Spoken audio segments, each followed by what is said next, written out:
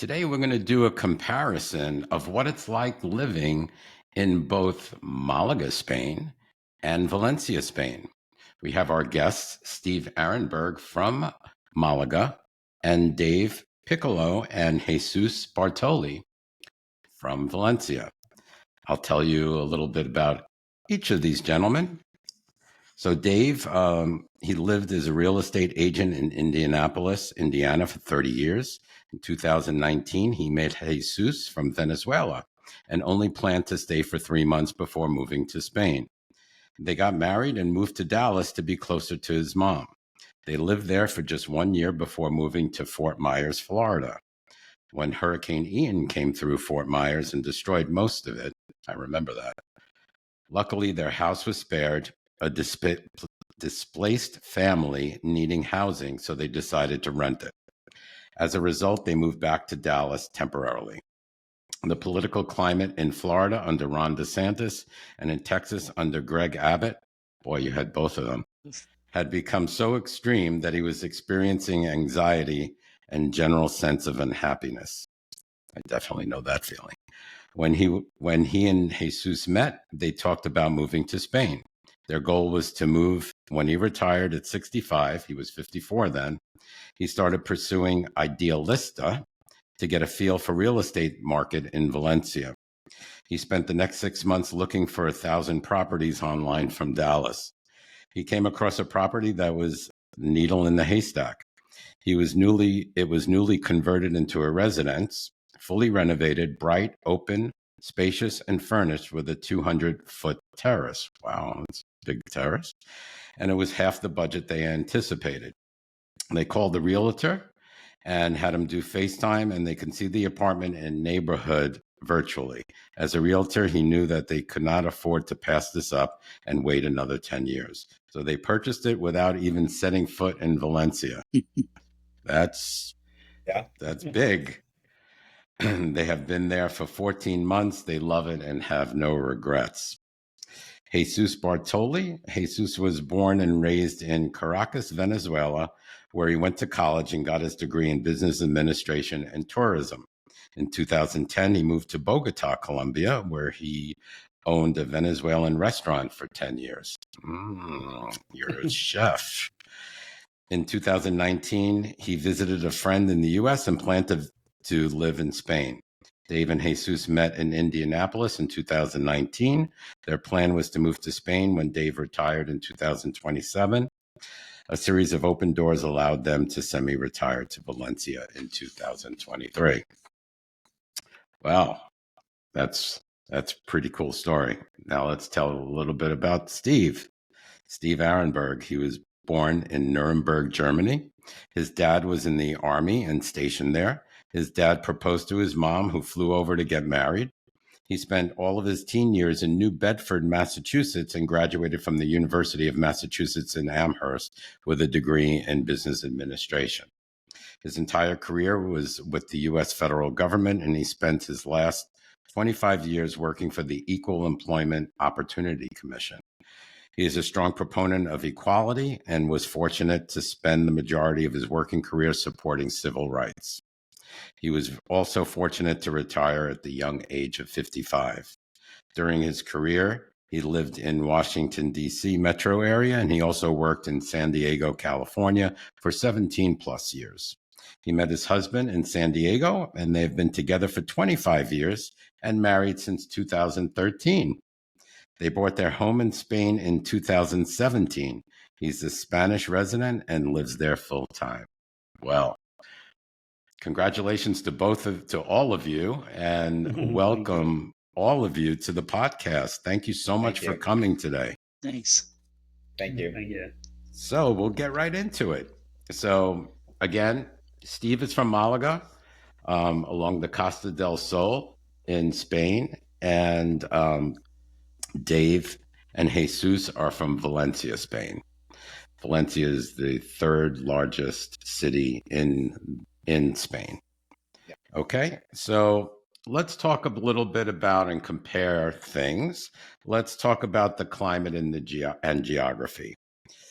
We'll start off, Dave and Steve, Can you each describe the general climate in your respective cities? How does the weather throughout the year influence the lifestyle of residents? And we'll start this with Steve. Okay. Malaga is on the Costa del Sol, and we're used to having 300 days of sunshine a year. Uh, it's a pretty small area of time where we have rain. As a matter of fact, we're in a drought at the moment. So you spend a lot of time living outside. Uh, that's one of the benefits, I think, to being in the area. Most restaurants have outside areas to eat.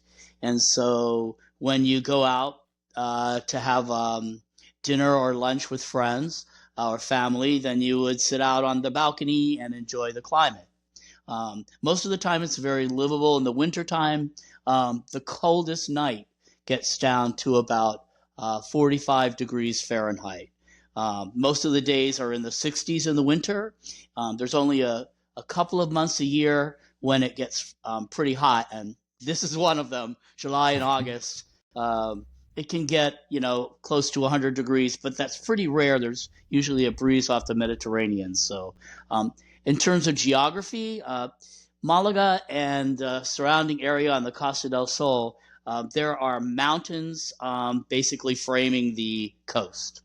And that's beneficial because we generally don't have severe weather.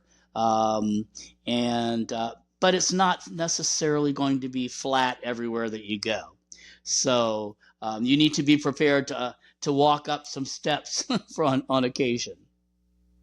Okay. So, Steve, in Malaga or the Casa del Sol, in this time of year in the summer, in July, could you still eat out on a terrace in a restaurant without feeling, is it very humid there?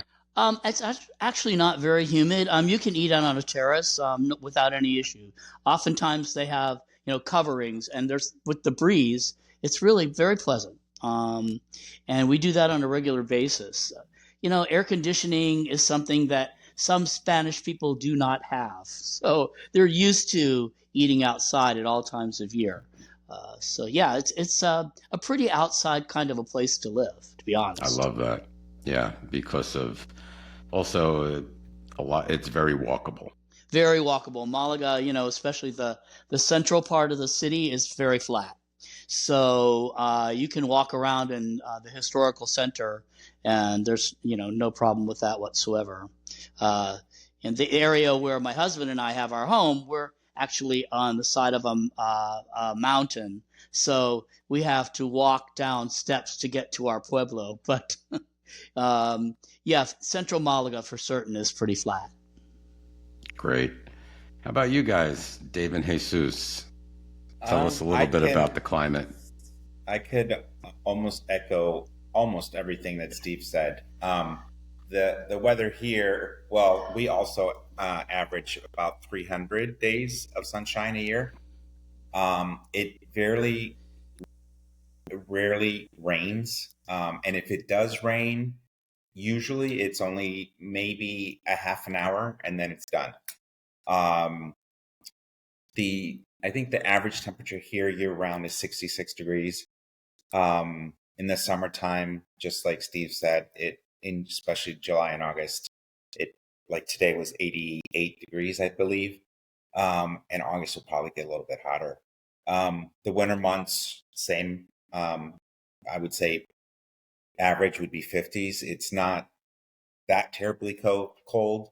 Um, and in terms of planning around the weather, I mean, we're situated between the Mediterranean Sea and the Sistema. I think I'm saying that right. Iberico Mountains. So it's very very flat until you get obviously to the mountains. But Valencia is an extremely flat city, very walkable, and the weather really hasn't been an issue. Not it really it hasn't. I mean, I carry a coat in the springtime because if you're closer to the beach, obviously it gets cooler. If you're in the shade, it's cooler. You step out into the sun, it's warmer. So I'll just throw that in my backpack just to be prepared. But we've never had any real inclement weather that would affect like the hurricane that we had in Florida. That just doesn't exist here. Oh, yeah. Yeah, that's amazing. totally different. Yeah.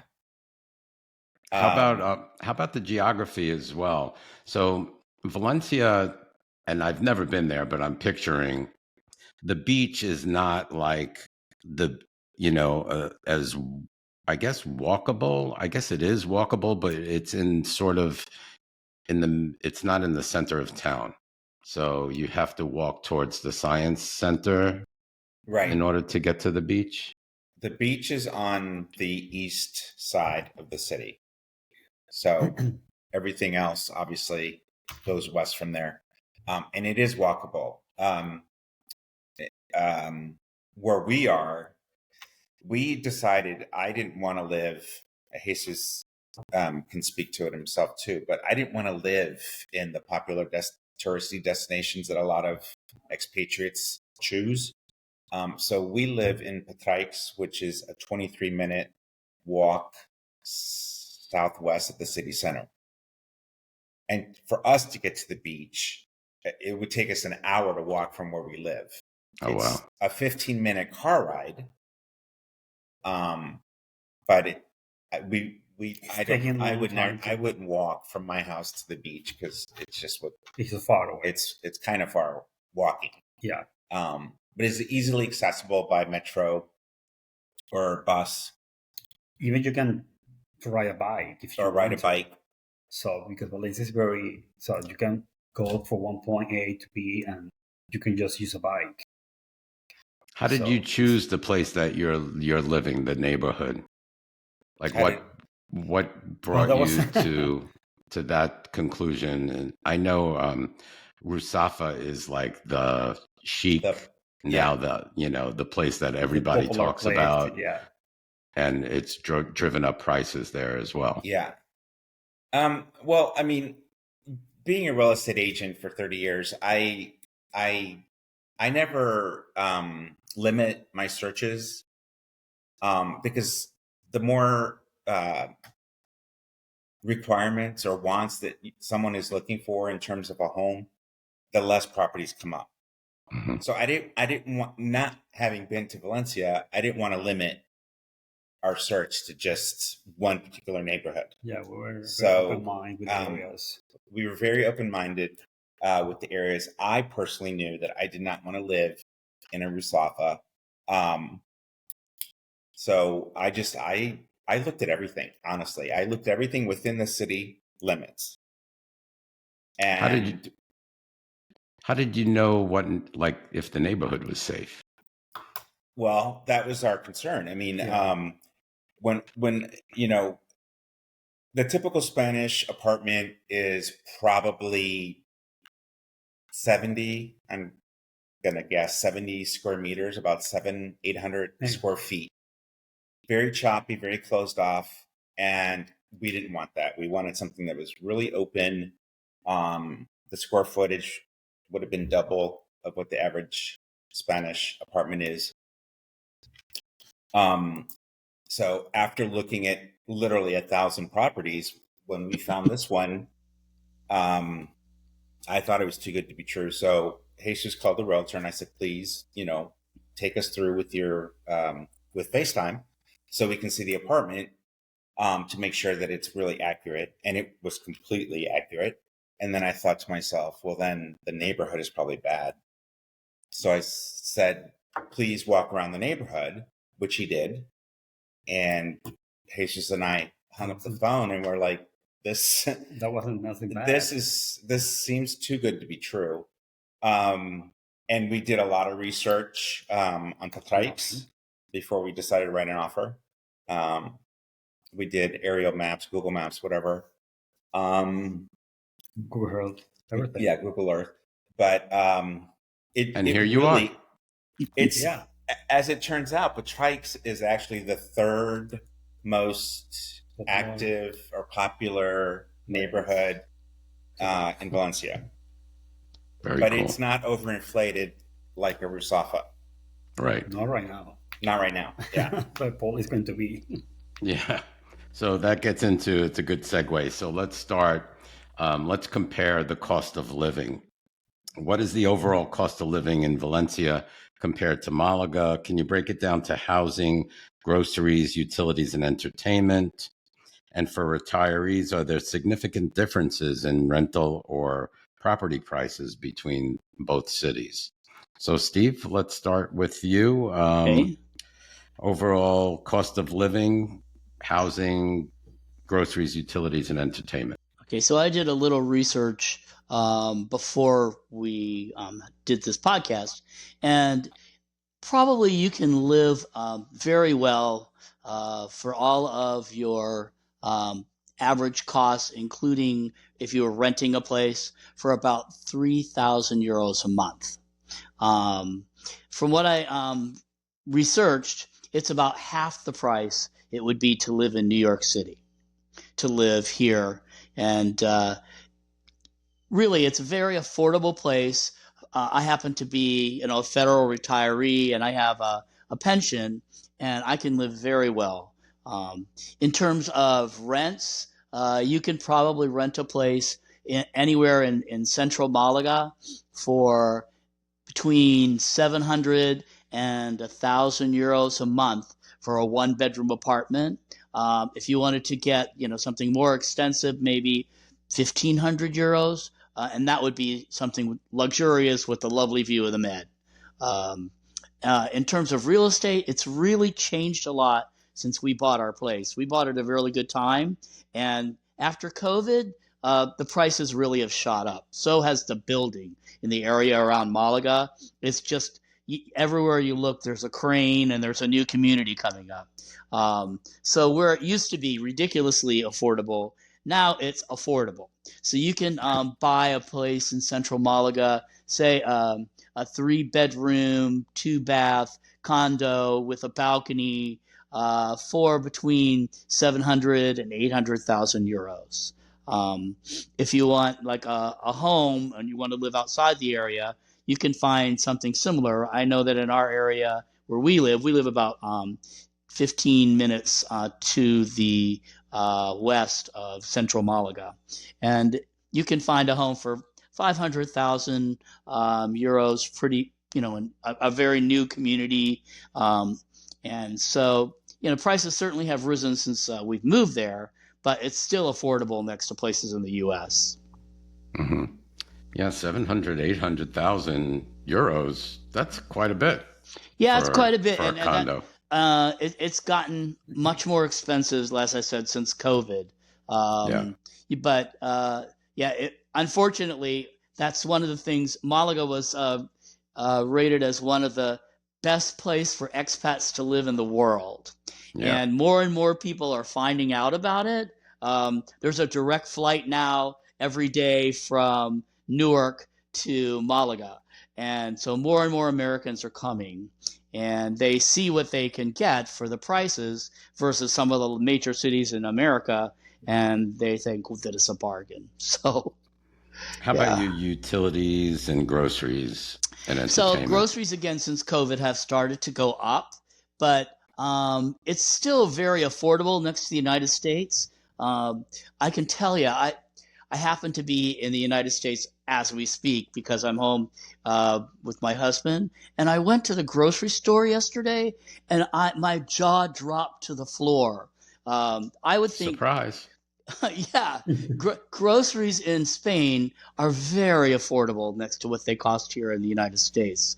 I would say half, maybe even better than that. And there's plenty of fresh markets where you can go and get fresh seafood, fresh meat, fresh veg, fresh bakery products. And, it's just a completely different sort of experience going shopping here in Spain than it is in the United States. Yes. Yes, I would agree. And utility-wise, so the worst month, we actually put solar on our place. The worst month we've had, and that's with the air conditioning running, because as an American, that's not something Spaniards do very often. But when it gets hot, I have the air on. So the worst bill we've had has been like 60 euros a month for electricity. That's great. With air. With air, full blast. Yeah. How about entertainment costs? Is that Pretty reasonable. Entertainment costs, there's so much to do here. And there's always, I like to say, every time you look sideways, there's a new fiesta here in Spain. You're going to find something to do every weekend. It's a surprise. You're going out to lunch or to dinner, and a surprise procession happens. And there's music festivals. We have actually in Fuengirola, which is the next town over. You can reach it by train. An English-speaking theater. They put on local productions on a regular basis. I just went to a concert in Marbella and saw Sheryl Crow. Wow.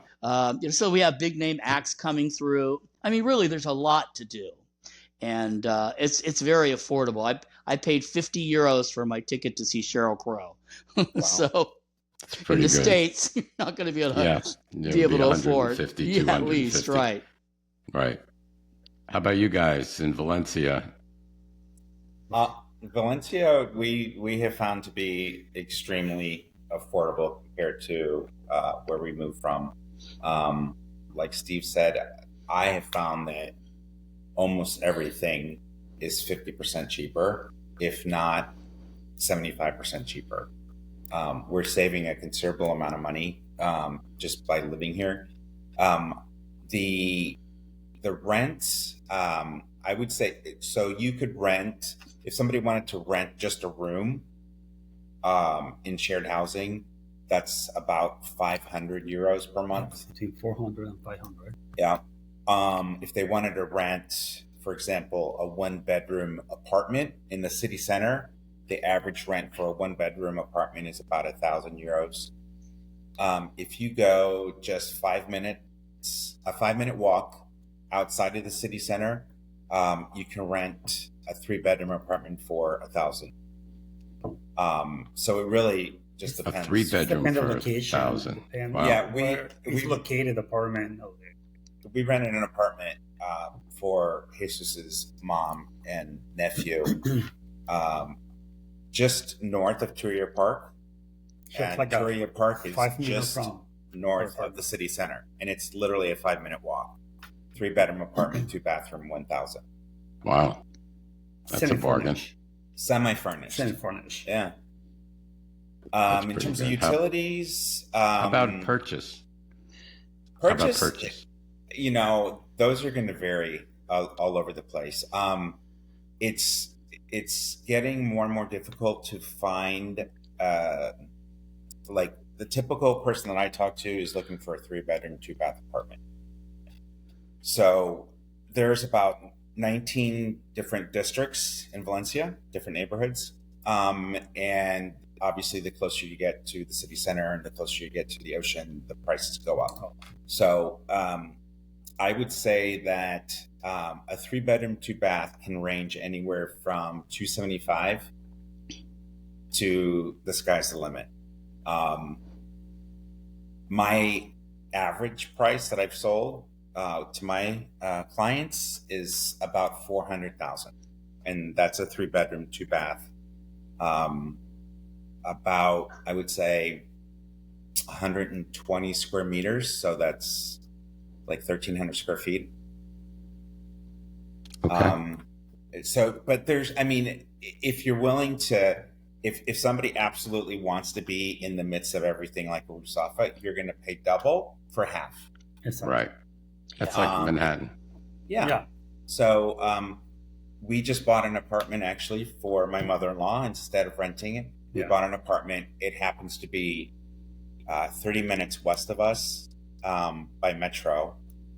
It's a 3-bedroom, 2-bathroom, completely renovated, brand new, for 123,000 euros. Whoa. Yeah. And So, very good location because It's a great location. It's close to the airport, but it's a very good location. Doesn't mean because some people think that because the apartment is located close to the airport is kind of ghetto, bad location, but it doesn't exist here in Valencia, for example. It's very good location. Have a lot of activity to do around. The hospital is just behind the building, so they have a supermarket close by, and it's very good. It's very clean. It's very quiet. It's very safe. Yeah. It was really a surprise. It's one of those things again where I was searching the internet for ever. And I saw this, and once again, Wow. Yeah. it That's pretty surprised good. me. But if people are willing to open their minds and expand their horizons a little bit, they'll be able to get something well below what they think they're going to get, unless they insist on living in Rusafa or Old Town. Yes, exactly. It's funny that you mentioned that you bought an apartment for your mother-in-law, because we did the same thing. And that's nice. yeah, my mother-in-law, we bought a small flat, 2-bedroom, 1-bath flat, but it's right in the center of our pueblo. She can literally walk out to the front door, take a right, and 40 meters, and she's in the Plaza España of our little pueblo, with restaurants and shops, and it's very flat there. And it's been a couple of years now, because we did shop around for quite a while to find the right place, and it was less than 200,000 euros. Yeah. And she has a beautiful balcony upstairs with a 360 degree view. You can see the sea and you can see the mountains, and she loves it. So yeah, it's perfect, actually. Steve, I love your view. Yeah, I know. We were very fortunate. The place that we found is literally got a 180 degree view of the Mediterranean, and it has a huge balcony. So I spend quite a great deal amount of time out there, especially around happy hour with a glass of wine, as I'm sure you've seen in my Facebook posts. Yes. But it's just, it's really it's a large enough balcony space that we can entertain. We had a party for about 25 people there, with plenty of room, and the view is just astonishing. Yeah, I never in a million years could have afforded anything like that anywhere in the United States for what we paid. It's just, I have to pinch myself sometimes. So Steve, if I get out there next year, the thing that I want to do is take a picture with you on your balcony with a glass of wine and toasting you. That would be wonderful. You wouldn't be the first, but you could be the next. Exactly. That's something that I want to do. Okay. So, in Valencia, Dave and Jesus, groceries and utilities, you think they're comparable to Steve's in Malaga as well? Yeah, very much the same thing, I think. So it's the same region. It's the same thing. I mean, so groceries super affordable. We went to States last March, and we spent so much money buying groceries in the States that we cannot believe, like bananas or like a bread.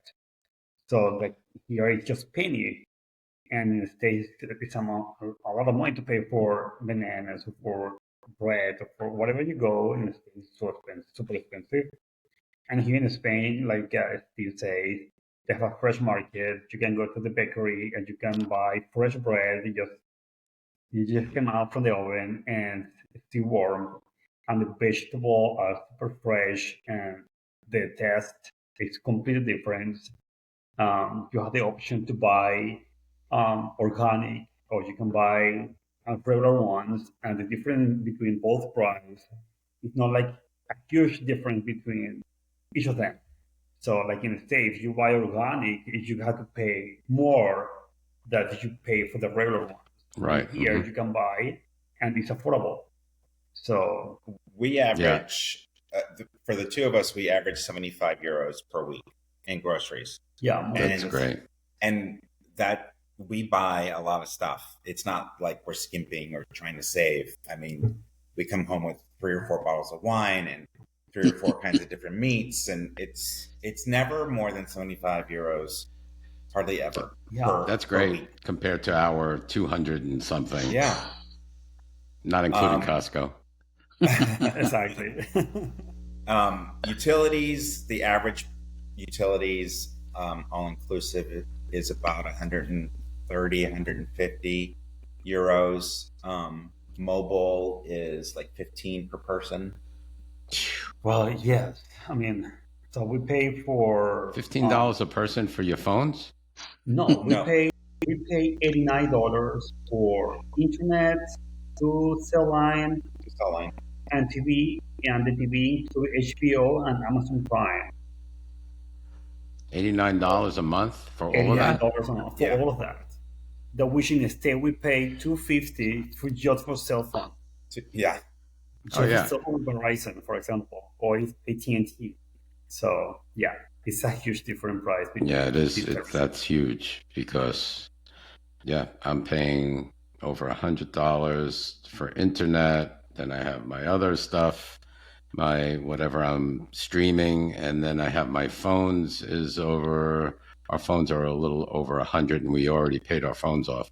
So, and it's still over 100 a month for both of us, just for service. So that is a huge difference. So I would say in both places, real estate property is probably your number one expense, biggest cost. And then everything else is pretty good. Yes, very good. It is. absolutely. Okay, let's get into healthcare now. So how is the healthcare system in Valencia?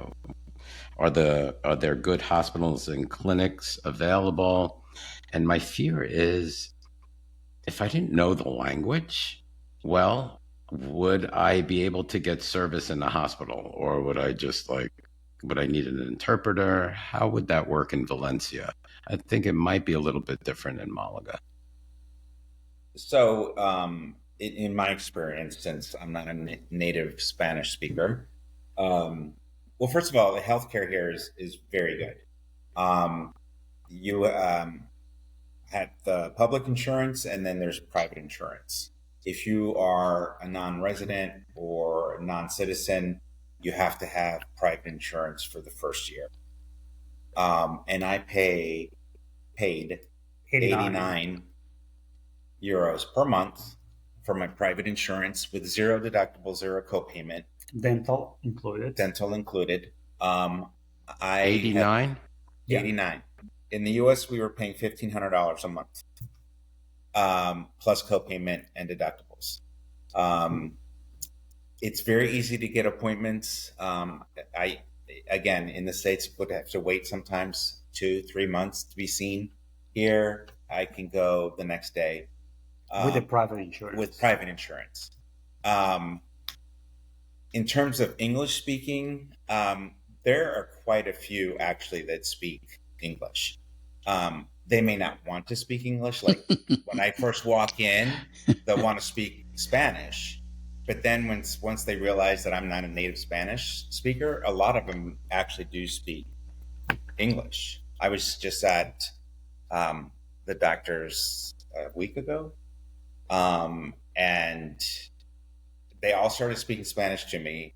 And then 5 minutes into the conversation, all of them started speaking English to me. So I really haven't. I mean, Jesus at the beginning, he would come with me a year and a half ago because I was really rusty. But you confident that he can go to the hospital and see his doctor, and he can handle it. Yeah, you can search on the apps, the medical apps, for English speaking. So I don't think there really is a shortage of English speaking doctors here. And that happened in both systems, in the private and the public.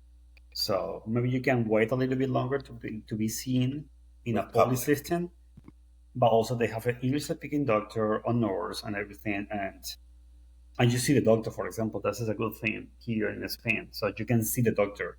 You don't speak with the nurse, so you speak with the doctor. Like us.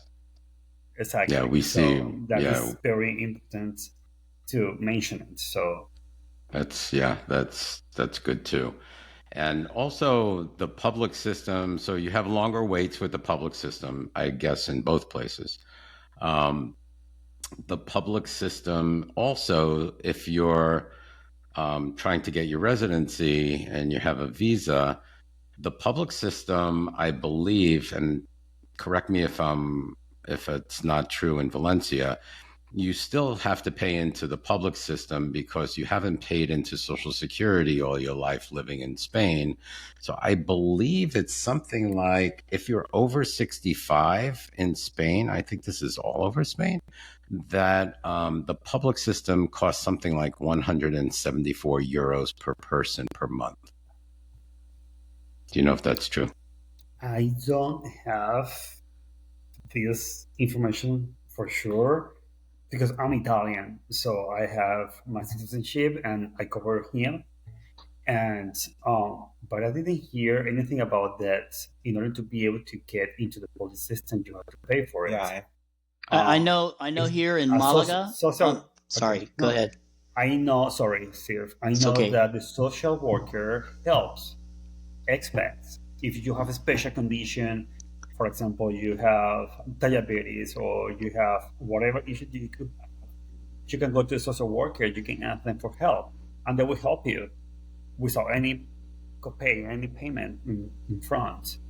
So because I did with him, so I get my insurance, I get my poly card, and then we went to the social worker, and I explained to them, okay, he has like a high blood pressure or whatever. He needs to be protected for the system. So she approved him. So he had to go through the process, submit like a passport, a NIE, that is like a social security number for here in Spain, and submit all his documents, and the social worker approved you very quickly. So it's just a matter of 10-15 minutes talking to her, and you can get your card. And that's for pre-existing conditions, correct? Like if you had a pre-existing condition that the private wouldn't cover, you can go on to the public, hopefully. Exactly.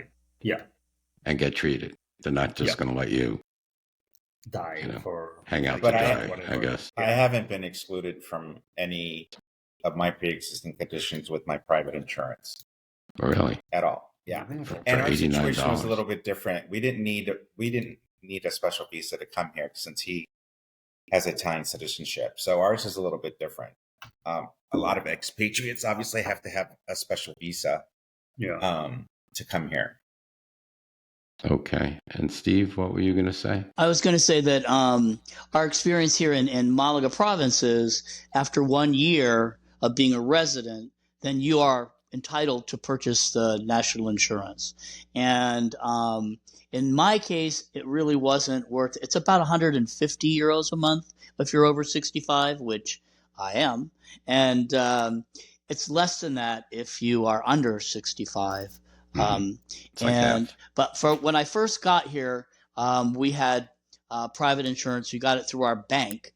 And so my husband pays about the same issue, about 82 euros a month. And it's the Cadillac plan. It includes everything.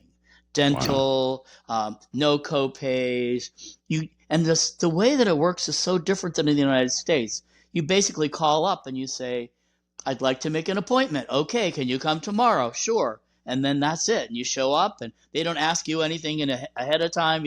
There's no nurse practitioner sitting there going, okay, the doctor will be with you shortly. We're going to weigh you. We're going to take your blood pressure. Right. No, the doctor sits in front of you with her computer or his computer at the desk. He goes, okay, what are you here for today? How can I help you?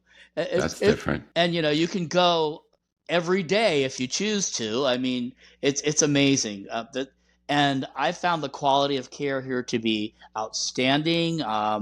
We live very close to an international hospital, maybe 5 minutes away from us, that is a world-renowned cancer treatment place.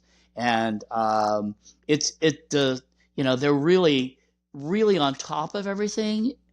Certainly there are some shortcomings if you don't speak fluent Spanish. But it doesn't seem to be too much of a problem, especially in Malaga, because we have a lot of British expats.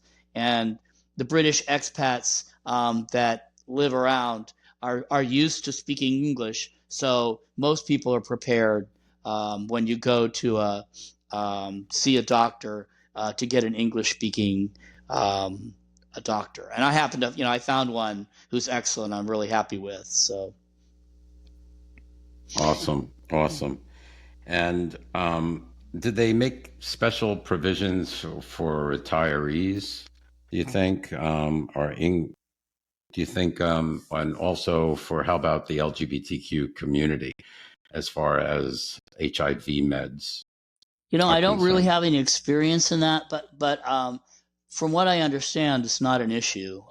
You basically, whatever the situation is, the insurance will cover it, and they'll make, special exceptions for whatever area they have to focus in on. and it's world class quality medicine. You know, the doctors that I have, come in contact with here are easily as qualified as anyone I ever spoke to in the U.S. So it's personal care. So I'm sure that if someone had an issue with HIV, like we live very close to Torremolinos, which is known as a gay destination and there's a lot of gay folks who live there. And, so I'm sure that they're very familiar with that kind of a situation. I understand meds are very cheap too. Oh my gosh! Yeah, the city pay for the medication, so it's a matter of the state. It's just like the state matter for protect this kind of people or this community, okay? And it's a free medication for example, diabetes or HIV medication is just free. So the city pay for it, so you don't have to worry about that because it's very protected, like for the system. So you just need to go to the hospital and explain the situation, and they have the same medication that the state has. So, for example, I don't know. So it's just amazing. So you don't have to worry about that. So if you have HIV or you need special needs, the city just pay for it. That's comforting. So I know we talked a little bit about language barriers, but so are there language barriers? Do you need to know Spanish where you live in both Malaga and Valencia? I know it helps. It always helps to learn the language of where you're living in someone, in a country that's not your birth country. So tell us a little bit about that. Have you ever gotten the opportunity to meet Spaniards and made friends with Spaniards, or is it basically expats? Steve? Well, I know that here in Malaga there are a lot of British expats who are living here permanently, and so in terms of the language barrier, I've taken a couple of years of Spanish. I'm still pretty bad, but I can get by. I say I speak restaurant Spanish because that I don't have an issue with. But in terms of getting anything done, most places around here, businesses, restaurants, there's someone there who speaks English. And if you try to speak Spanish, sometimes they will answer you in English because either they're trying to learn English or it's easier for them to communicate with you in English. Yes. So there's not really genuinely a problem if you are a non-Spanish speaker, at least in the area around Malaga. How about you guys, Dave and Jesus? Again, I would say that I came here and I was probably low level Spanish speaker, even though I studied it for 4 years in high school. But obviously the locals will appreciate it. If you make an attempt, it's great to speak the language where you live. But in my experience, I have found that most people, A, they appreciate that you're making an effort, and B, a lot of them, like Steve said, or someone at the restaurant or someone at the medical office speaks English. So I've never been in a situation where we couldn't communicate, or I couldn't communicate, I should say. And obviously, in times where I'm struggling, I just use my translator on my phone and or I type what I want to say, and then I speak. If I'm away, exactly. Yeah. So, but it's interesting because every Latin community has a different dialect, right? Mm-hmm. So it's interesting here for me when Jesus speaks Spanish. A lot of people will say, "You're not from here. Where are you from?" Yeah. So they like to learn. I'm from Venezuela, or I'm from Colombia, or I'm from Brazil. Portugal. Yeah, because we do have a different accent. So people from Spain have a different accent from people from South America, for example. So we can recognize each other. So it's like, I'm pretty sure that the same happened with different English. regions of the United States. Yeah. Yeah. But I always tell Dave that he will never feel like someone can feel discriminated when you don't speak English in the state or you have different accent in the States, that they just walking around, ignore you or don't respond. And I always tell him, so you won't feel the same way that I was feeling before in the States. So, for example, when I started to learn English, when I met him, we speak in Italian, and I was discriminated for my accent in English in the States. People walk away, people ignore me, and people were rude. And I say, why? Why that happened? So, but I always told him, when we move to Spain, that will happen to you, and I will protect you because because it doesn't need to be in that way. So, and here people appreciate it. If you try or if you speak English, people just try to help you to go through the situation, and people are kind. Yeah. And you're right about dialects, because I live in Andalusia, which is one of the worst places to learn Spanish in Spain. Oh, yeah. Because people speak very quickly here, and they tend to chop the words. So, instead of saying like muchas gracias, they just say gracias. And so since I live in this area, I've picked up some of these bad habits, because that's the only way you can communicate with folks who live here. But it's interesting the way that there are different dialects of Spanish, just like there are of English. Oh yeah, and there's even different languages. So if you live in Barcelona, Valenciana. Do you guys have to deal with that at all? People who speak Valenciana? A lot of people does, but when you start to see, if they speak with you in Valencian and you respond like, I don't speak Valencian, so can you speak in Spanish? They switch immediately to Spanish. So they don't matter. They don't care about switch. So everything's in Spanish, everything's in Valencian. So it's both language. Cool. How about obtaining a driver's license in Spain? I think it's probably the same in both places. I think you have to start from scratch, right? Yes, indeed.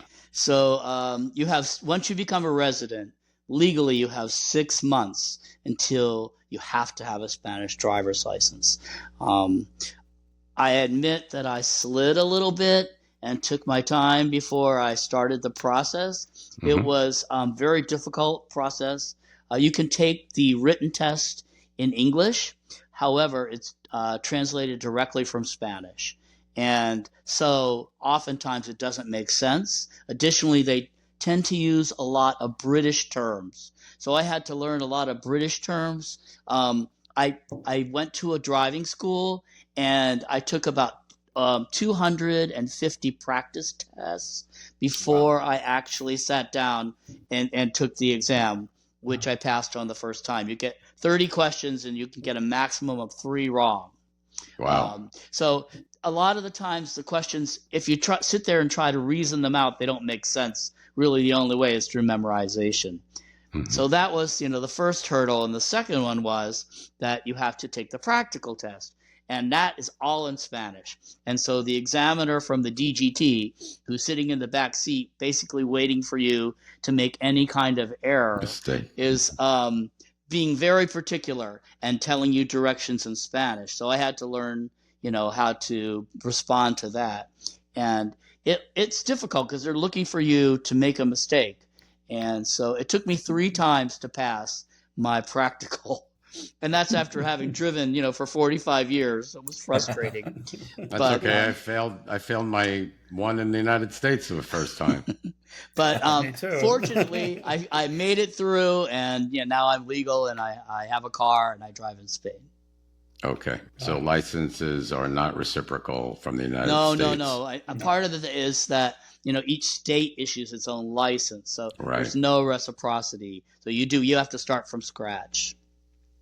And I assume it's the same in Valencia. And do you guys drive at all? We don't have a car here. We don't have a car here. We don't need it. We don't need it. Okay. Very good. How about we'll segue into transportation and walkability. So if you don't need a car, Spain is great as far as walkable areas. You can walk to the market. It seems like you can walk everywhere. Tell us a little bit about Malaga, where you can walk to, and if you can't walk, you take the train, right? So the Central Historic District of Malaga is very walkable.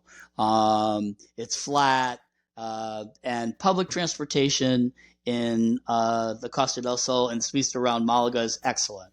So we have a Renfe train that goes down the coast that ends up in Fuengirola. They're talking about extending it all the way to Estepona. We'll see. They've been talking about that for 25 years, and nothing's happened yet. But it's right after COVID, they introduced a program where if you pay 10 euros for 4 months' time and you take 16 single trips, it's called a bonus, then you basically can ride public transportation for free.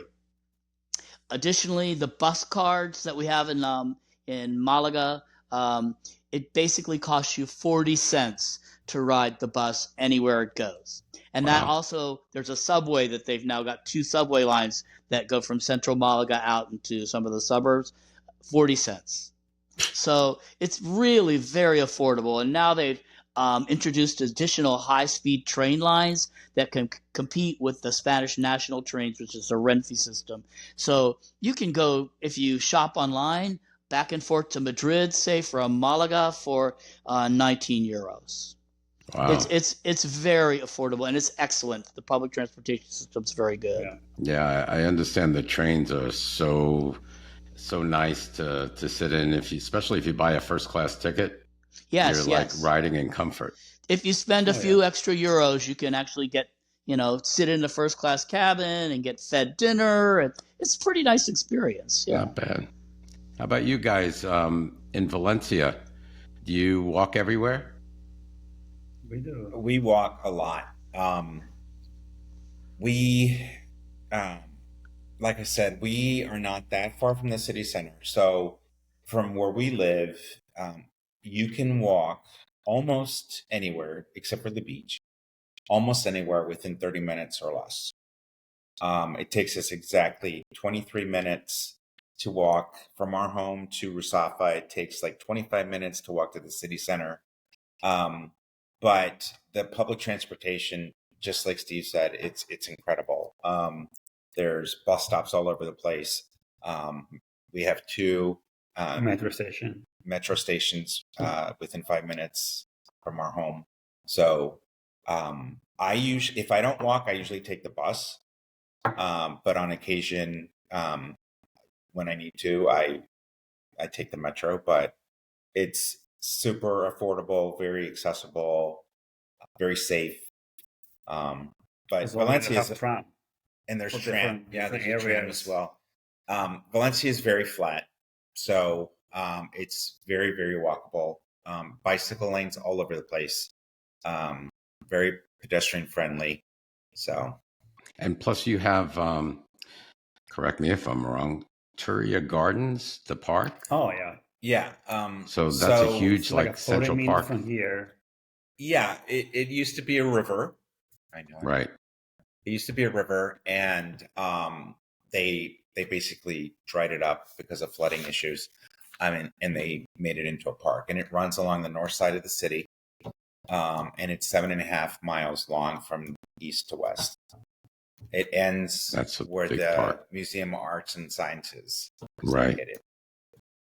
Yeah. So in both cases, you could walk to everything, basically: the bank, the pharmacy, Mm-hmm. Oh yeah, the market, you name it. Wherever you have to go, everything. I think Spain and Europe itself was built on walkable neighborhoods. It's not like U.S. car centric, neighborhoods. That's great. That's something that I would love because I hate driving, especially here in the U.S. It's crazy. So let's get a little bit into arts and culture. Let's start off with Malaga. Will I be able to get my arts and culture fix? Could I see like sort of live theater and So movies? there's 50 plus museums in Malaga area. We have a Picasso museum. He was originally from Malaga, and also additionally there's several other art museums. Antonio Banderas is a native Malagueñan, and so he has recently been spending a lot of money, and he opened up a big theater, and they have put on Broadway productions. As a matter of fact, right now Chicago is playing. Of course, it's in Spanish, but that's available.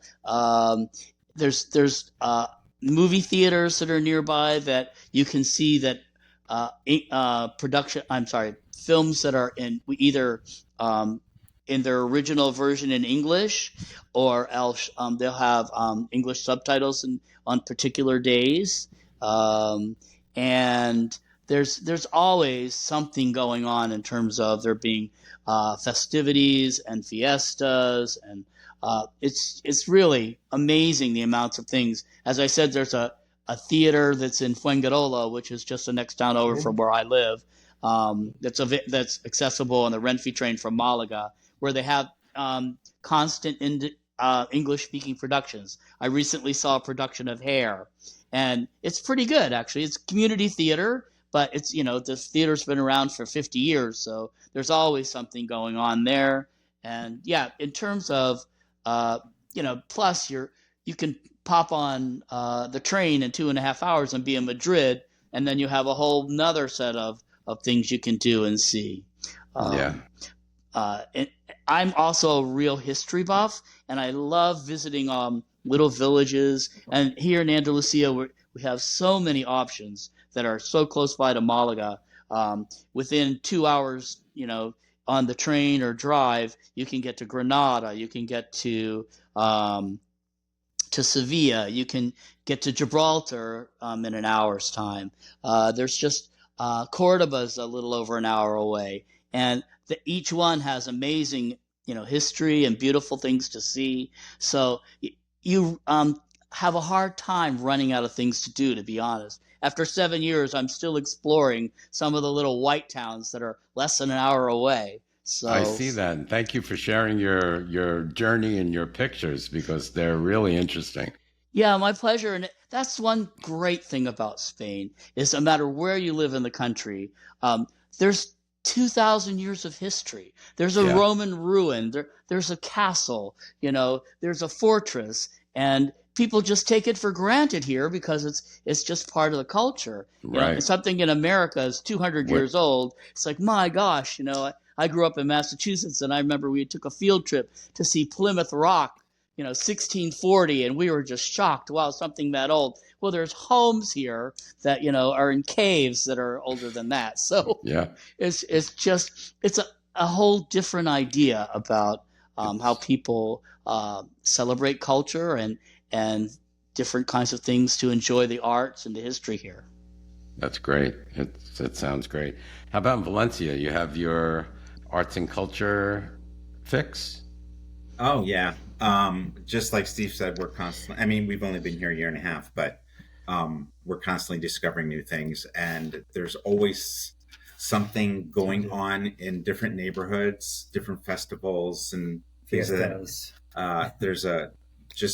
one on the corner of our street. Occasionally, there's no rhyme or reason to it, but they'll have like a paella festival where they close off the street and they have the world's largest paella pan that I've ever seen. Yeah, but I think I've seen that online. Yeah, Valencia is very rich in culture and in history. There's tons of museums and galleries and theaters, most of which are free, actually. The biggest is the City of Arts and Sciences, as I mentioned previously. It's, I think it's Europe's largest oceanographic an aquarium museum. The biggest thing, I think, well, first of all, Mercado Central, the huge is an indoor market of fresh, seafood, vegetables, meats. Restaurants. It's, I think, one of the oldest in Europe, and it is the largest in Europe. I've seen that one.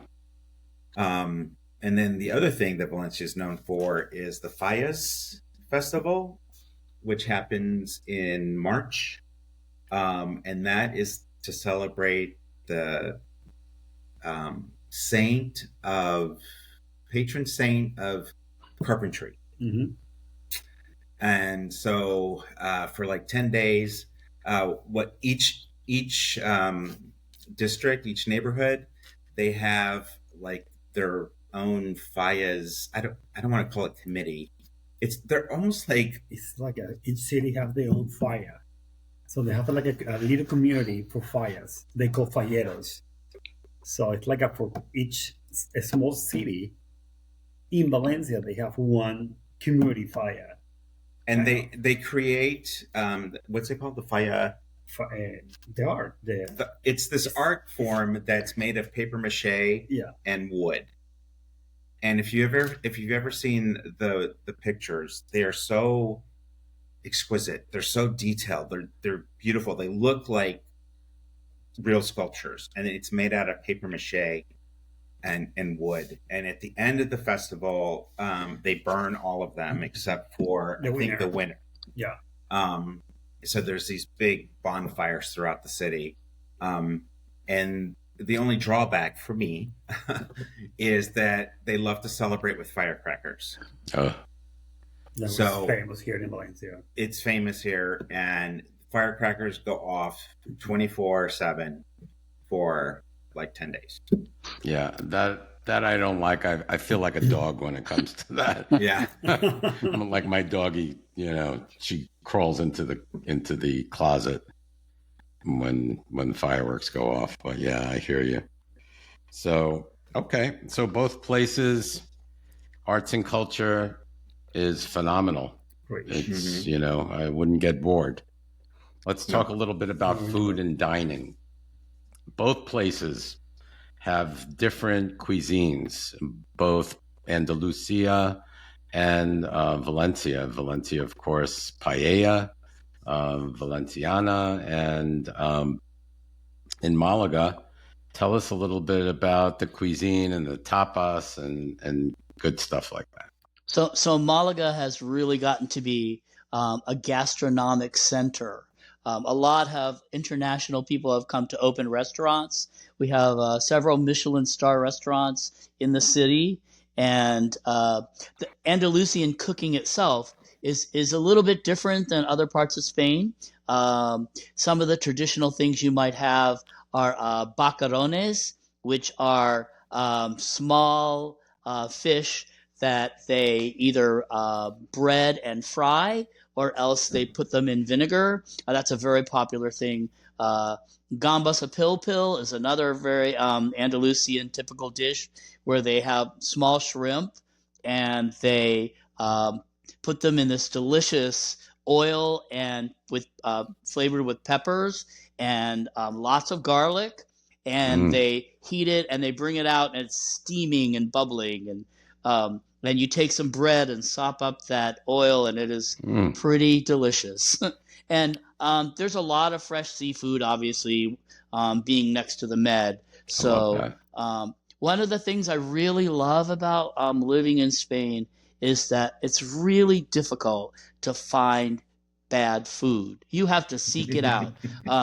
So Spanish food is really delicious, and you can find tapas places, or you can find places that have menu del dia.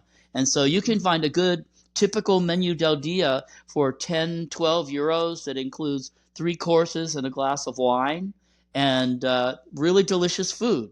So that amazes me.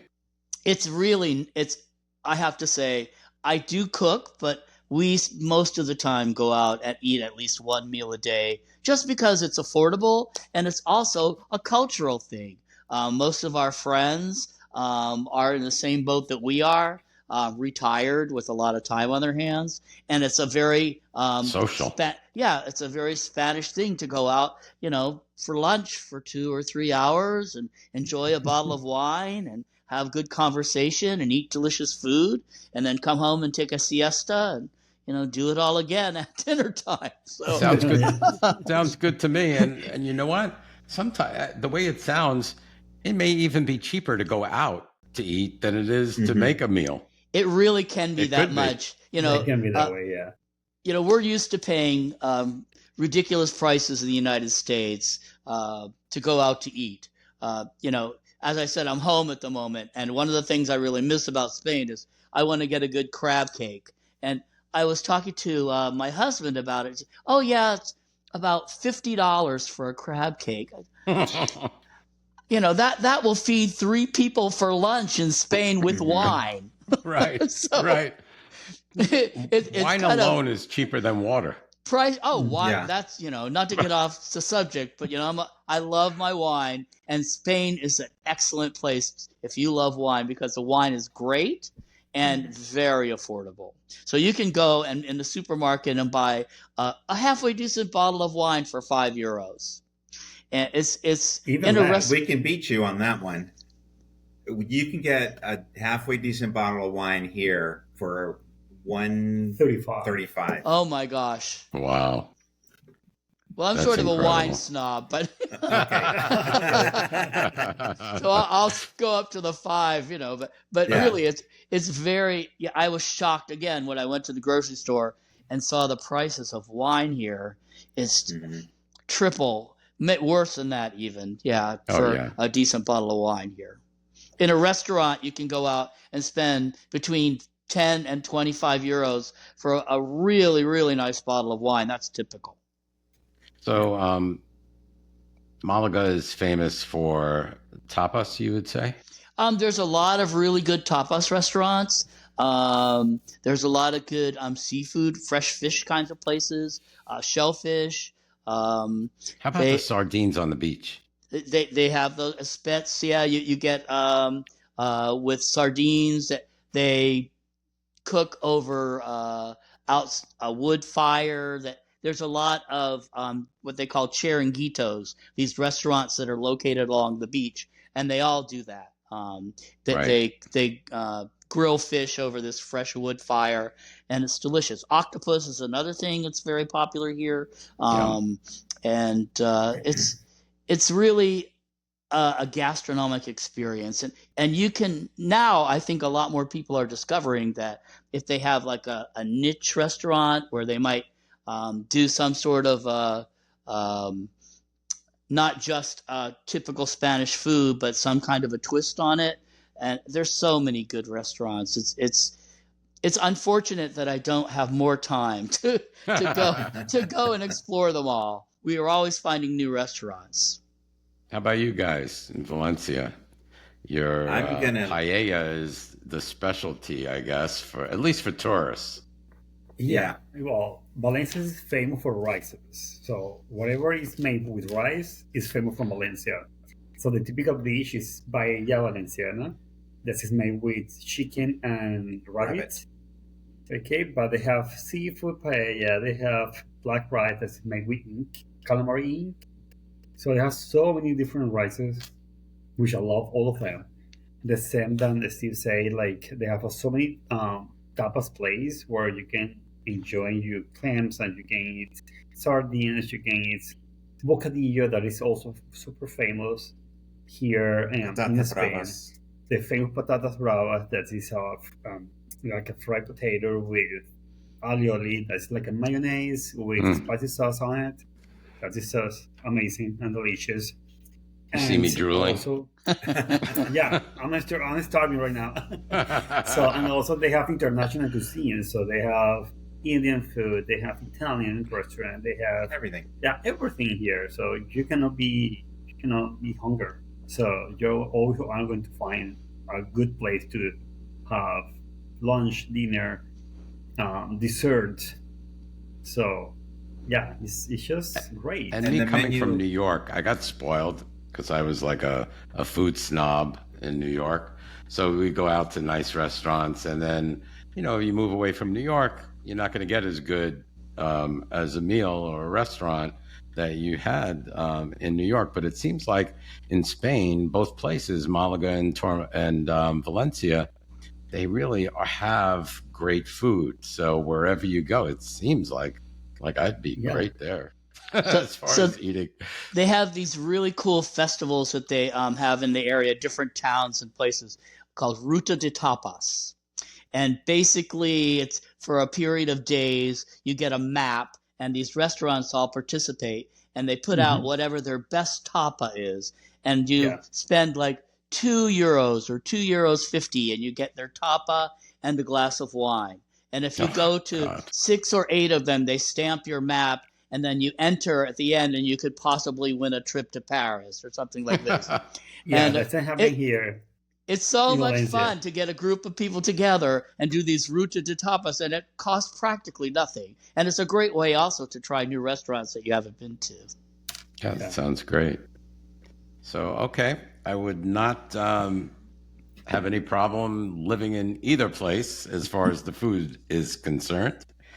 So let's talk about residency, visa, and immigration a little bit.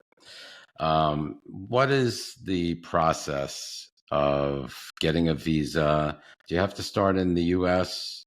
And I know it's a little bit different for you guys because whoever I speak to seems to have the in. Everybody has an in. So except for me. So I have to do it the hard way. You guys did it kind of an easier way. Because you were part of the EU or a loved one was part of the EU. So tell us, for those who don't have that relative in the family, how would one start getting a visa?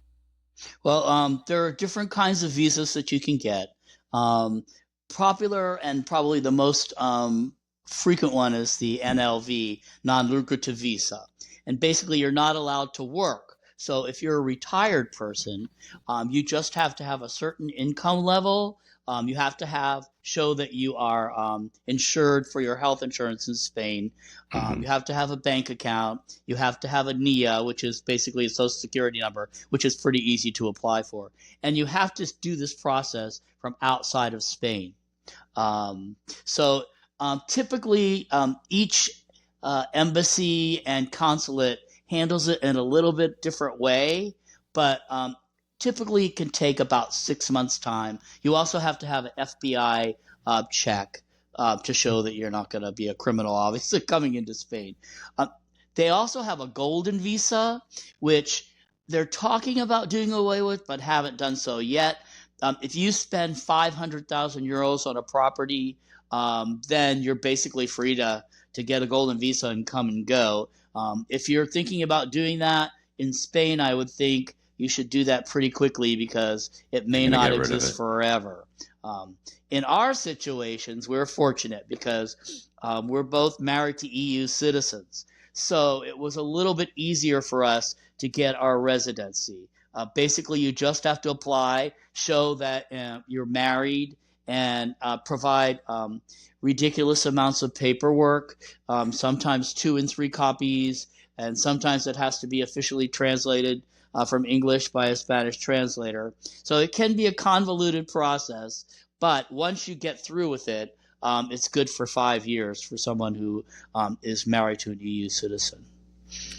Now, at the same time, so if you're applying for a visa, do you have to have a resident? Like, which comes first? Do you get the visa first, and then you have to either purchase or live there? You have to have a place to call that you live. Yes, so you would have to rent an apartment or have a place to stay, and be able to show that that's where you're going to reside. You're a resident. You have to have a place to reside. Yeah, before you can get your visa. If it's an NLV, yeah. Okay. So you can come there for less than 180 days, right? Or 90 days? So the rule is 90? If you're a third party, a third country, which the United States would be, and now England is as well after Brexit, you can only be in the Schengen countries for 90 out days. of a rolling 180 days. And I was, when I first moved here, under the impression that, after 90 days, then you can leave and come back. No, it's a rolling 180-day period. So that's something they're being really strict about these days. They can fine you. They can even bar you from coming back to the EU for 5 years. So you really have to be careful about that sort of thing. But, to get on to how you would determine where you want to live, the best thing to do is to come here on, a visit and check places out. Maybe Malaga is your place. Maybe Valencia is your place. Maybe Madrid or Barcelona. Maybe, the north of Spain. There are so many different options. It's all to what your taste is and your budget. But it's definitely something that is doable. And like you say, whatever's going to happen in the upcoming elections, there might be quite a few folks who are really interested in finding out exactly how this process works. Yes. And yeah, more to come on that. And so I assume it's the same for you guys. Yeah, the only thing that I would add is on the Golden Visa, you cannot finance the first 500,000. Oh, the first 500,000 has to be cash. So if you're planning on getting a mortgage, or if you need a mortgage, you cannot do it on the first 500,000. The other thing that I would add, and this is just my experience dealing with American expatriates that are moving here or have moved here, it is easier and usually quicker if they start the process in the U.S. versus coming here and trying to find a Spanish attorney who would help them. It's easier to apply at your local, or nearest, I should say, Spanish consulate. Like with the non-lucrative visa, they say that you should probably start about 2 months before you come here with the application process. Oh, I thought 2 months. I thought it takes a lot longer than that. Well, it really depends on which consulate you go to. I think from what I understand, DC is probably the most difficult. The most difficult to deal with. They require a little bit more than, say, Houston. That's kind of crazy too. It is dependent upon the consulate that you go to. It's strange. There's no method to the madness when it comes to these sorts of things. You just have to roll with it. Because when I went to renew my residencia this time, I had some difficulty, and I ended up having to hire a Spanish attorney. And you talk to one person and they tell you need one thing, and you talk to another person and they tell you need something completely different. And so you just have to understand that it's Spanish people the Spanish government is very famous for their bureaucratic tendencies. So it's part of the process. That's what we have heard. Okay. So let's get into the LGBTQ community. So do we have gayborhoods in both places? I know maybe not Malaga proper, but maybe Torremolinos is the gayborhood of the Costa del Sol. I'm not quite sure if Rusafa is considered the gayborhood, or it's like a melting pot, sort of. Yeah. Well, it's next to each other. Yeah. So Steve, I mean, from what sorry. Oh, sorry about that. No worries. So there are some areas in central Malaga that gay folks tend to live, like south of the historic district is called Soho. That's a popular spot. Then there's the Plaza La Merced, which is sort of northeast of central Malaga. They're all walkable, of course, but definitely Torremolinos has a huge gay population. People who live there year round, a lot of people who have vacation properties there, and a lot of Europeans travel to Torremolinos for vacation for LGBT people, and it's very, very LGBT friendly. It's not an issue. You see folks holding hands, walking down the street. No one turns an eye. It's just accepted as part of society, and it's really kind of a wonderful thing. And where we live, we have gay friends, we have straight friends. It's just really not an issue. So Doesn't matter. sometimes we decide we're going to have a boys' night, and 4 couples will all go out to dinner together. But other times, it mixes all in. So it's pretty cool, actually. I like that.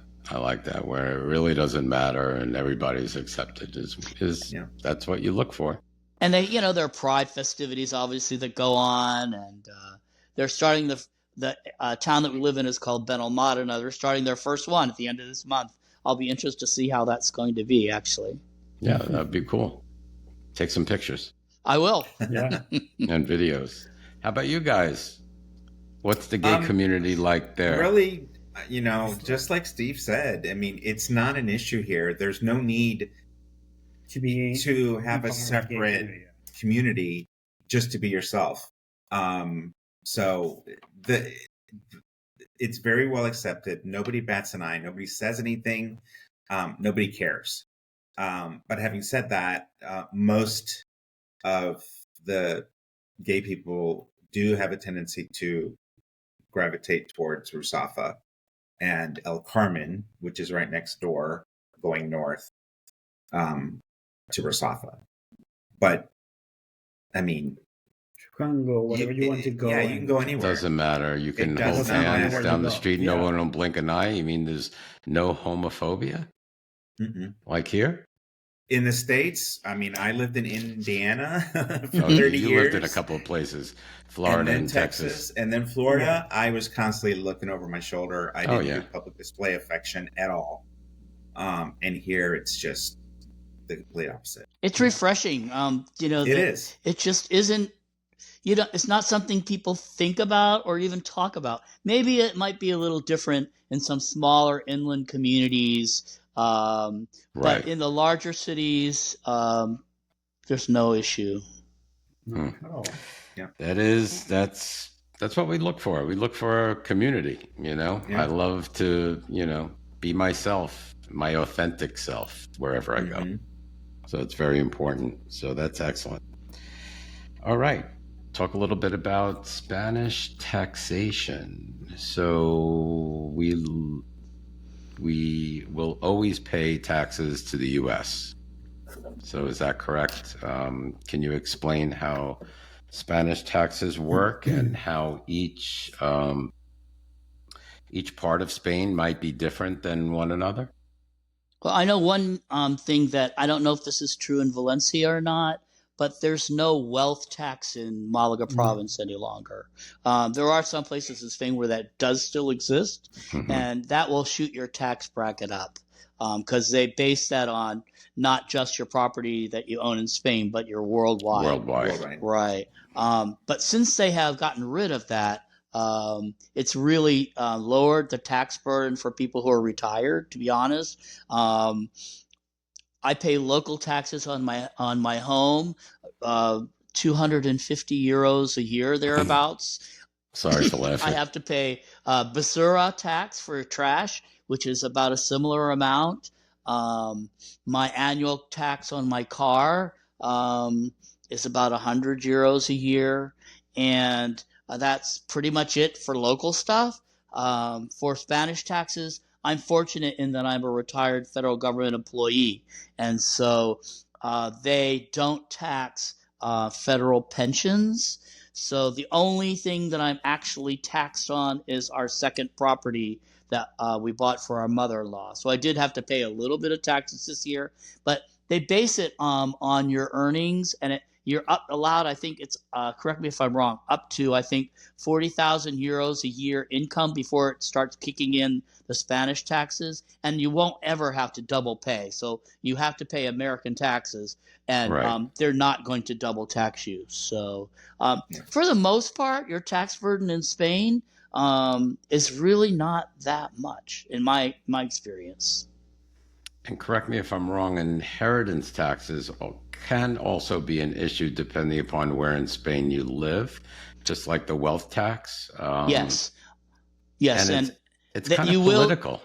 It's just kind of different. It does change from province to province.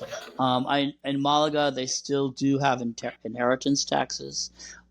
So if one of us were to perish, there would be, I think, a significant tax burden on on worldwide assets. all your properties that you would own in Spain and so on. Yeah. Yeah, and accounts too. Mm-hmm. Yes. Okay. And they're finally starting to work on getting their systems to be unified. In the past, in Spain, one system didn't necessarily communicate with another system. So, you might have your bank account and your police record and something, and they don't. Now they're starting to get. Now they're starting to get to a place where, as soon as you come into Spain, all these systems are all aware of your being there. So, yeah. And it's also political, I believe. So, like, if the right wing or central right is in power in that province, then the likelihood of taxes being cut is higher than if the left wing were there. They want to really raise taxes and do more social things. So that could change also depending upon politics. Right. But that right now, the state of things in Spain, there was a fear that the right wing was going to do much better than they did in the last national election. So our prime minister is still remaining in power, and they're still trying to work on getting a coalition together. It's so different than in the United States, where there's a two-party system, where in Spain there's a number of parties, and they all have to get together and form a coalition so that they can have a majority government. But yes, you're right. It definitely politics has something to do with it. Yep. How about you guys? Taxation, really, same? There's nothing new I can add. It's pretty much identical. Yeah. Now, I don't know if this has been passed or not, or if they're just talking about it, but I did hear that the inheritance tax, at least in our province, they're going to significantly reduce it. I mean, significantly, but I would have to check to make sure. I don't want to say something that isn't true, but I know they're talking about it. I just don't know if they've already passed it. It's possible, yeah. And it changes. Again, I remember when I was first starting to research Spain, inheritance taxes were charged in pretty much all over. I think the only place maybe not was Madrid. And then it just slowly changed. So it could change at any time. Okay. Now let's talk about crime and safety, or lack of crime and safety. So it's very different than the U.S. So tell us a little bit about the gun culture or lack of gun culture in Spain. Steve? Well, I can tell you that there is no gun culture in Spain. And that's one of the most wonderful parts about living here, at least as far as I'm concerned. There is crime here, but it's mostly petty crime. There's not a lot of violent crime. And then when there is violent crime, it makes the national news. That's how rare it is. And, certainly there's the drug element that, people are still smuggling drugs in, and so you'll have that criminal element. But other than that, for the most part, we're talking about petty crime like pickpockets and folks who have holiday homes, and squatters come in and occupy their property, and it's very difficult to get rid of squatters. The Spanish government really is on the side of the person who is ever living in the property. But that tends to be the worst concern in terms of walking down the street. Say you've had a couple of drinks and you're a woman and it's midnight, you're pretty much safe. It's just not an issue. Spanish culture is such that people just don't think of that kind of violent crime. It's just not existent, and it's very much, again, refreshing to know that you don't have to worry about these kinds of things. Yeah, it's wonderful that you don't have to look over your shoulder to see who's following you coming Right. home, from a bar or something. How about the Valencia? Again, not to copy Steve, but it's pretty much the same. There really is no crime here other than, as Steve mentioned, pickpocketing, which happens in the touristy areas. Yeah, So you have to be here in careful. Patraik, here in Patraik, the crime is it's zero. And common sense. And it's super safe. It's very safe. Very safe. Yeah, that's very different than culture here, right? Mm-hmm. In the United States, very, very different.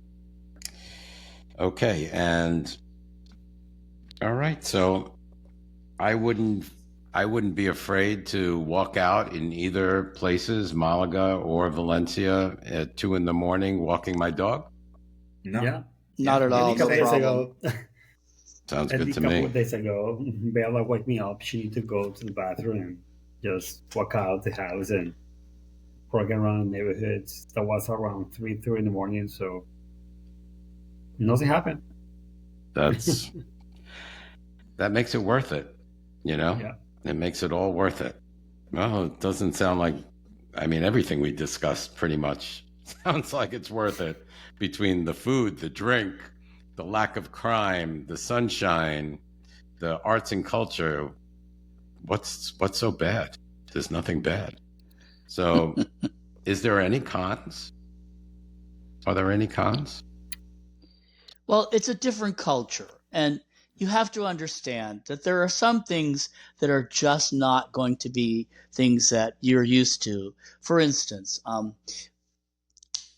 personal space.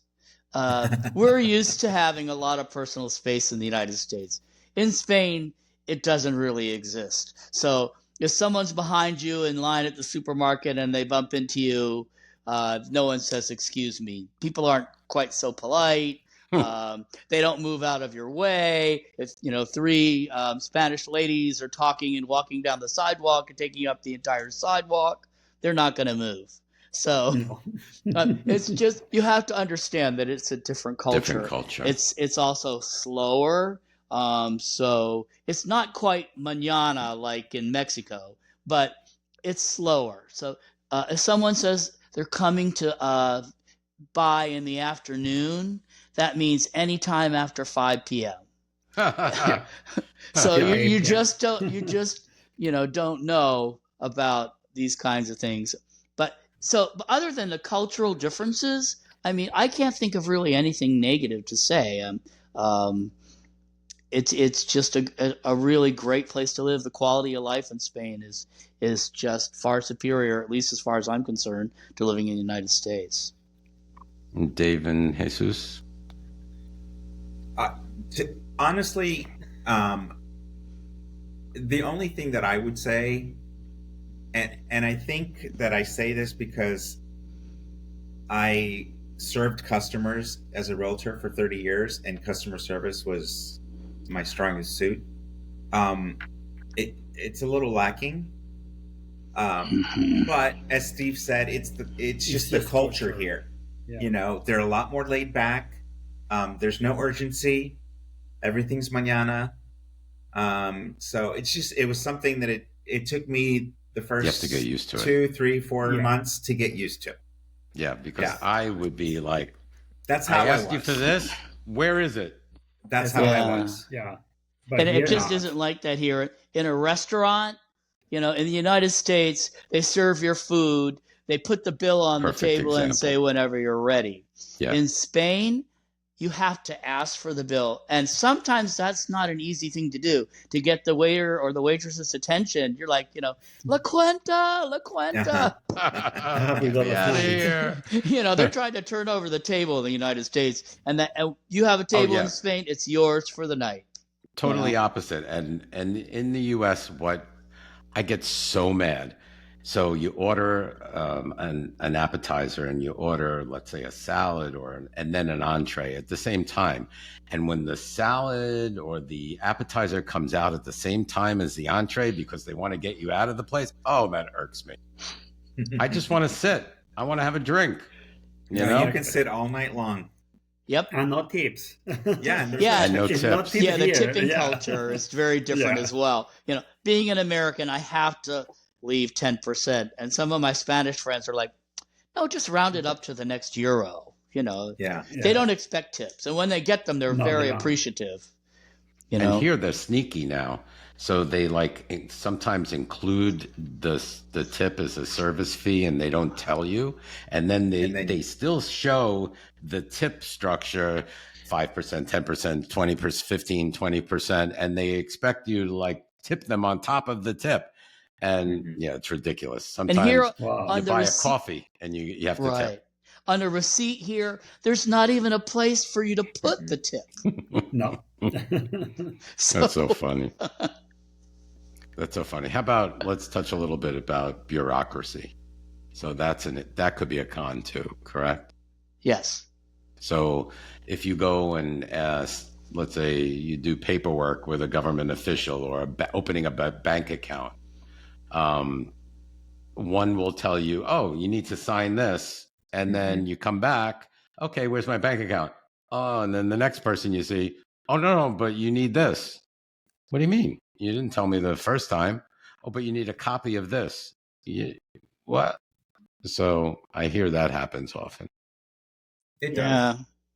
Yeah, depends on the bank. It depends on who you're dealing with, what kind of service you're seeking. But unfortunately, that does happen. Where the way I describe it to my friends back home is that some people just give you the bare minimum of service. And it's up to you to ask probing questions.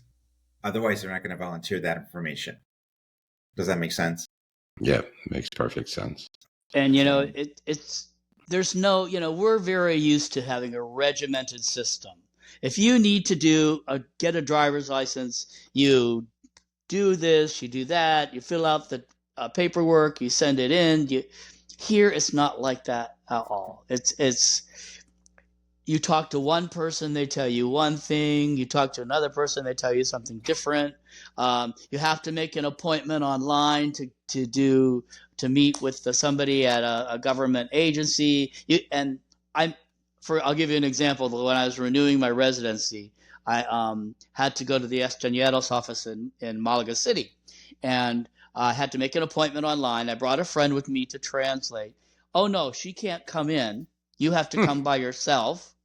And then she had checked the wrong box on the application. So the woman that I spoke to said, oh no, I'm not the right person. You need to speak to my colleague at the other desk on the other side of the office, who was sitting there doing nothing. I said, well, can I speak to her now?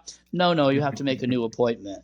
Yeah, so I believe it. The bureaucracy is really one of the cons, I would have to say, but it's just part of the culture. And I really hope that they're working on trying to make it a little easier to do things, but that isn't always the case. Well, if I ever had to buy a property in Valencia, we know we're going to send everyone to Dave because he's got the customer service that we're used to. So, that's true.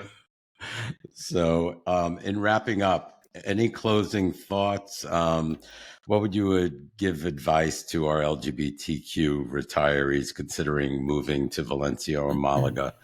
Can you share some insider tips that you perhaps have not shared? Steve?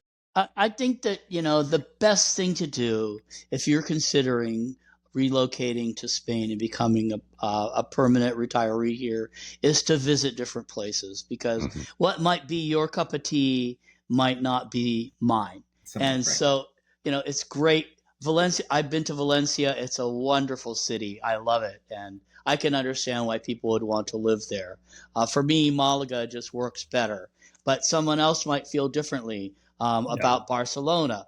There's a big gay community in Sitges, for instance. So if you're thinking about coming here to retire, the best thing to do, I would say, is to visit different places and see what works best for you. Great. How about you guys? it's really important to visit. But I think what I would probably add to that is people have this I guess expectation because of what they're used to in the US. And I'm talking about like finances and all that. I don't think a lot of people understand how much more affordable it is here, and how much easier that will make your life. They just, when I talk to clients, they have this perception in their mind based on what they're experiencing in the US, Mhm. and it's not at all like that here. So, like Steve said, come here, visit, spend time in different areas, see for yourself. Because we made the move 7 years before I was supposed to officially retire. So Good for you guys. So, Dave, tell us where people, our audience, could find you on social media, online, any information that if they're looking for a property in the Valencia area, how to contact you. Okay. So the name of my business is Valencia Real Estate Consulting Group. And I'm on Facebook, I'm on Instagram, LinkedIn. Website. The website is the name, Valencia Real Estate Consulting Group. And I offer consulting services. So a lot of people are starting their journey in the United States without coming here. They need some feet on the ground. I can provide that service for them. And once they get here, then I work with a Spanish real estate agent. We're basically partners. Then we actually go and show the houses and take care of any offers and all that stuff. So, but Facebook I have Buying Real Estate in Valencia as my business page, and then Dave Piccolo as my personal page. Great.